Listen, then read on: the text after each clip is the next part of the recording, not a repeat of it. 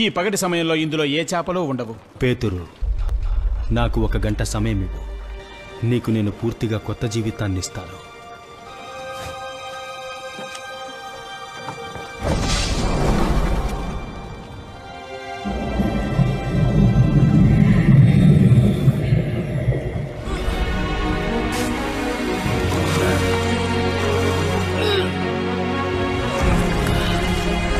అసలు ఇది ఎలా సాధ్యం?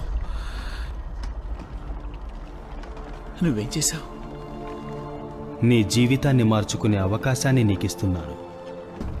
పేతురు, నువ్వు నాతో వచ్చేయి.